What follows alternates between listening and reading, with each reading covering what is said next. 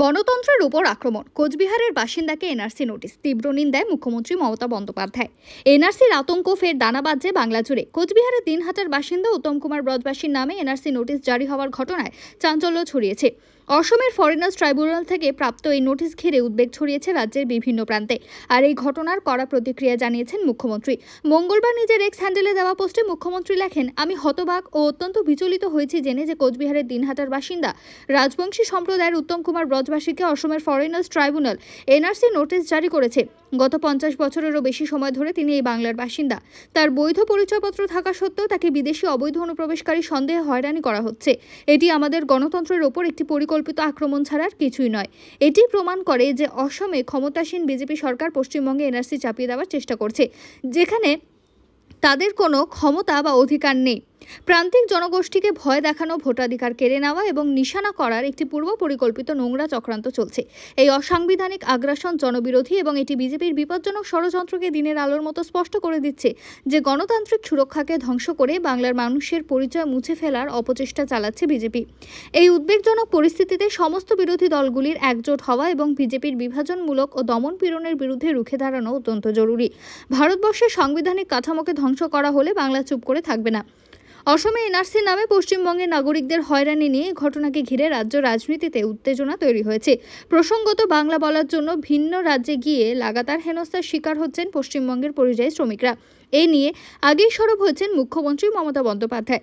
উড়িষ্যা, গুজরাট সহ বিভিন্ন বিজেপি শাসিত রাজ্যে ধরনের ঘটনা ঘটছে, এমনকি বাংলাদেশে পুশব্যাক করার মতো ঘটনা ঘটছে।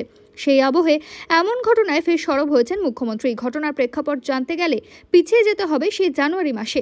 ডাকযোগে একটি চিঠি পান কোচবিহার জেলার সীমান্ত এলাকার বাসিন্দা উত্তম কুমার ব্রজবাসী। প্রথমে তিনি বিষয়টা বুঝতে পারেননি, পরবর্তীতে জানতে পারেন ওই চিঠি এনআরসির নোটিশ যা পাঠানো হয়েছে গৌহাটি থেকে। তাতে আতঙ্কিত হয়ে প্রশাসনের দ্বারস্থ হন উত্তম কুমার। এনআরসি নোটিশ উল্লেখ্য, ভেরিফিকেশনের জন্য আগামী 15 জুলাইয়ের মধ্যে তাকে অসমের কামরূপে জেলা পুলিশ সুপারের কাছে হাজিরা দিতে হবে, দেখাতে হবে ভারতীয় হওয়ার প্রমাণপত্র। কিন্তু উত্তম কুমারের দাবি, তার অসম থেকে এসেছেন ঠিকই, বংশ পরম্পরায় বাংলার বাসিন্দা। কেন আচমকা নতুন করে তাকে সেসব প্রমাণ দাখিল করতে হবে তা কিছুতেই বুঝতে পারছেন না তিনি। এই প্রসঙ্গে সোমবারই মুখ খুলেন তৃণমূল সাংসদ সামিরুল ইসলাম। তিনি জানান, উত্তমবাবুর মতো একজন ভারতীয় নাগরিককে কিভাবে এই নোটিশ পাঠানো হয়েছে। এই নোটিশ পাঠানো প্রমাণ করে যে বিজেপি রাজনৈতিক উদ্দেশ্যে এনআরসি ব্যবহার করছে। মমতা বিজেপিকে আক্রমণ করে বললেন, অসম সরকারের এনআরসি নোটিশ গণতন্ত্রের উপর আক্রমণ। পশ্চিমবঙ্গের মুখ্যমন্ত্রী মমতা ব্যানার্জি মঙ্গলবার বিজেপি শাসিত অসম সরকারের বিরুদ্ধে তীব্র আক্রমণ করেন, যখন সেখানে একটি বিদেশি ট্রাইব্যুনাল কোচবিহারের এক কৃষককে অবৈধ অভিবাসী হিসেবে চিহ্নিত করে নোটিশ জারি করে। মমতা এই পদক্ষেপটিকে গণতন্ত্রের উপর একটি সিস্টেমিক আক্রমণ বলে অভিহিত করেন এবং দাবি করেন যে বিজেপি পশ্চিমবঙ্গে অবৈধভাবে জাতীয় নাগরিক পঞ্জি কার্যকর করার চেষ্টা করছে, যেখানে তাদের কোনো এখতিয়ারই নেই। মমতা ব্যানার্জি বলেন, এই ঘটনা একটি বিপজ্জনক অত্যাচার এবং প্রান্তিক জনগণের বিরুদ্ধে লক্ষ্যভেদী আক্রমণ। এটি একটি সাংবিধানিক অধিকারের প্রতি অবজ্ঞা, যা গণতান্ত্রিক সুরক্ষাগুলোর ওপর বিজেপির বিপজ্জনক এজেন্ডাকেও উন্মোচন করে।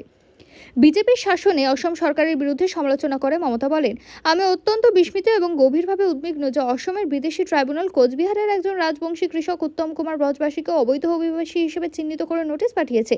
যদিও তিনি 50 বছরের বেশি সময় ধরে দিনহাটায় বসবাস করছেন এবং তার কাছে বৈধ পরিচয়পত্র রয়েছে। মমতা আরও বলেন, এই ঘটনাটি প্রমাণ করে যে বিজেপি আসামে এনআরসি প্রক্রিয়া ব্যবহার করে বাংলায় জনসাধারণের মধ্যে বিভ্রান্তি এবং আতঙ্ক সৃষ্টি করার চেষ্টা করছে। বিশেষত প্রান্তিক জনগণের ওপর এটি একটি উদ্দেশ্য প্রণোদিত আক্রমণ। মমতা ব্যানার্জি দেশের অন্যান্য বিরোধী দলগুলোকে একজোট হওয়ার আহ্বান জানিয়েছেন। তিনি বলেন, বিজেপির বিভাজক এবং দমনমূলক মেশিনারির বিরুদ্ধে সমস্ত বিরোধী দলকে একত্রিত দাঁড়াতে হবে। পশ্চিমবঙ্গ কখনো এভাবে দাঁড়িয়ে থাকবে না যখন ভারতের সাংবিধানিক তথ্যগুলো ছিঁড়ে ফেলা হবে। তিনি বলেন, বিজেপি সাংবিধানিক অধিকারের লঙ্ঘন, জনগণের প্রতি অবমাননা এবং গণতান্ত্রিক সুরক্ষা ধ্বংসের একটি ক্ষতিকর প্রচেষ্টা করছে। বিষয়টি যখন উত্তপ্ত হয়ে ওঠে, কৃষক উত্তম কুমার ব্রজবাসী সংবাদ মাধ্যমের কাছে জানান যে তিনি বিস্মিত হয়েছেন যখন তাকে অবৈধ অভিবাসী সন্দেহে নোটিশ দেওয়া হয়, যদিও তিনি কখনো কোচবিহারের বাইরে জানেননি।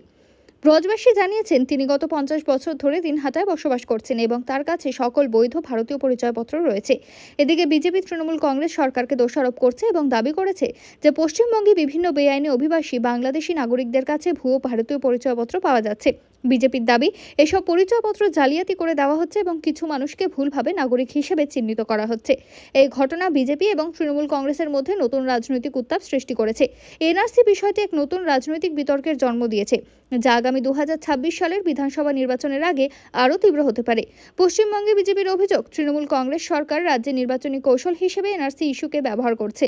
বিজেপির এক শীর্ষ নেতা বলেন, এটি একটি প্রমাণ যে তৃণমূল কংগ্রেস অবৈধ অভিবাসীদের সমর্থন করছে এবং রাজ্যে এনআরসি কার্যকর হওয়ার পথ প্রশস্ত করছে।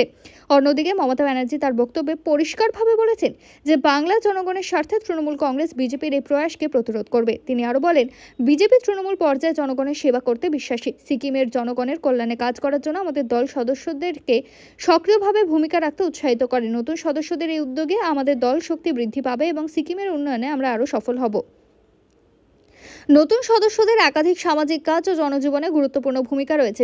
বিশেষ করে পশ্চিম পেন্ডাম বিধানসভা থেকে আসা গোমা শুভা, মমথি শুভা এবং নবিকা শুভা ইত্যাদি স্থানীয় মহিলাদের জন্য দীর্ঘদিন ধরে কাজ করছেন। তারা সমাজে নানা সমস্যার প্রতি গভীর মনোযোগ দিয়েছেন এবং তাদের এলাকায় বিভিন্ন উন্নয়নমূলক প্রকল্পে সক্রিয়ভাবে অংশগ্রহণ করেছেন। বিক্রম গুরুং, যারা ইয়কসম তাজিদিং থেকে বিজেপিতে যোগদান করেছেন, বলেছেন, সিকিমের উন্নয়ন এবং সমৃদ্ধি নিশ্চিত করতে বিজেপি যে পথ চলা শুরু করেছে তাতে আমি সঙ্গী হতে পেরে গর্বিত। প্রধানমন্ত্রী মোদীর নেতৃত্বে ভারত এবং সিকিম আরও শক্তিশালী হবে এবং আমরা চাই এই পরিবর্তন আনার জন্য অংশ হতে। এছাড়া নতুন সদস্যদের মধ্যে কিছু জনসেবক এবং শিক্ষাবিদ রয়েছেন, যারা স্থানীয় সম্প্রদায়ের জন্য বছরের পর বছর ধরে কাজ করে আসছেন। তাদের মতে বিজেপির সঙ্গে যুক্ত হয়ে তারা আরও বেশি মানুষের কাছে পৌঁছতে এবং তাদের সমস্যার সমাধানের কাজ করতে পারবেন।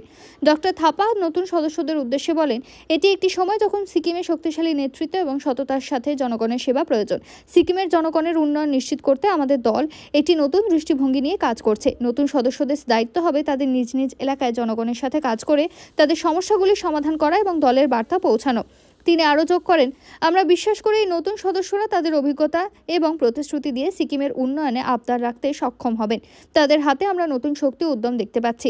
বিজেপি সিকিমে নতুন সদস্যদের যোগদানকে একটি বড় রাজনৈতিক পরিবর্তন হিসেবেই দেখে। স্থানীয় ও জাতীয় রাজনীতিতে বিজেপির শক্তি বৃদ্ধি এবং জনগণের মধ্যে দলের প্রতি আস্থা বাড়ানো সিকিমের রাজনীতির জন্য একটি গুরুত্বপূর্ণ পদক্ষেপ হতে পারে। বিজেপির নেতৃত্ববৃন্দ বলছেন, এই নতুন সদস্যরা দলের লক্ষ্য আদর্শের সঙ্গে একযোগে কাজ করবেন এবং তৃণমূল পর্যায়ে দলের শক্তি বৃদ্ধি করবেন। তাদের সক্রিয়তা ও নেতৃত্ব সিকিমের রাজনৈতিক চিত্রে নতুন দিগন্ত উন্মোচন করবে, এমনটাই তাদের বিশ্বাস। এই যোগদান অনুষ্ঠানের মাধ্যমে সিকিম বিজেপি একটি নতুন শক্তি পেয়েছে এবং এর মাধ্যমে সিকিমে আগামী দিনগুলোতে রাজনৈতিক দৃশ্যপটে বড় ধরনের পরিবর্তন আনার সম্ভাবনা রয়েছে। এই পরিবর্তন শুধু দলের উন্নতির সঙ্গে সম্পর্কিত নয়, বরং সিকিমের জনগণের জন্য নতুন সুযোগ ও উন্নয়নেও গুরুত্বপূর্ণ ভূমিকা রাখবে।